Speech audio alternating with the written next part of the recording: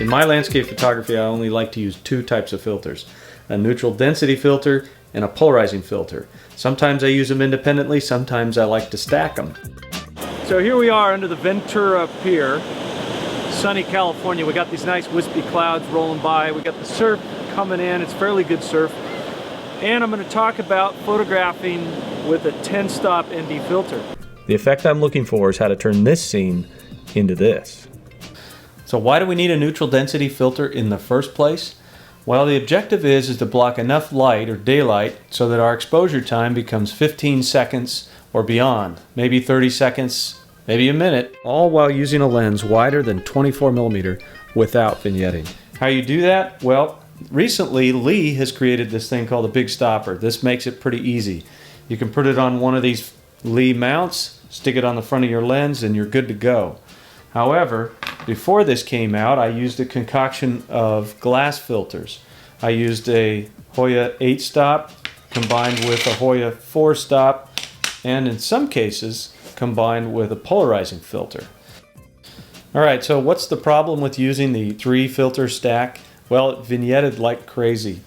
So my workaround was always buy these bigger than the front element of the lens I was using. If I was using a 72mm lens, then I would buy a step-up ring to 77mm and buy these filters all in 77. That gave me a little bit less vignetting. However, because Lee came out with their big stopper, it's 4 inches wide by 4 inches wide, that gave me a lot more real estate, less vignetting. So I've been talking about vignetting as being one of the major issues in taking pictures with ND filters in the middle of the day, but actually there's several more. First, you're going to be using long exposures, so why not turn on long exposure noise reduction in the camera? That'll make your files that much cleaner.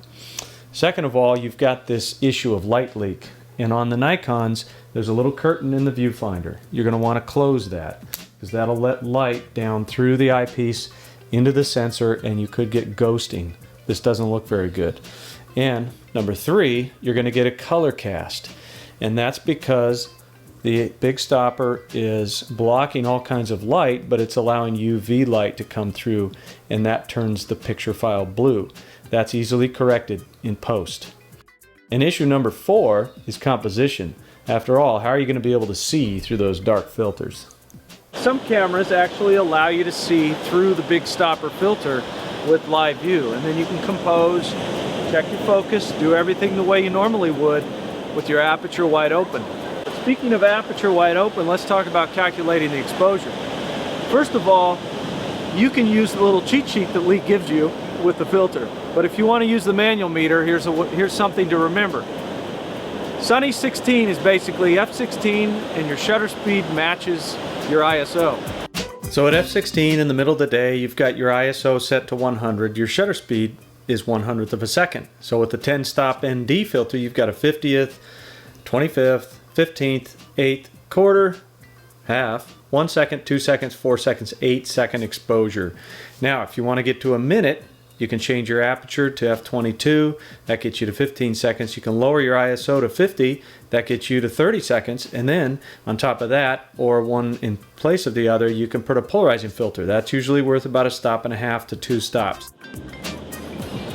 Got everything set. Mash the shutter. Kick back, watch the birdies fly.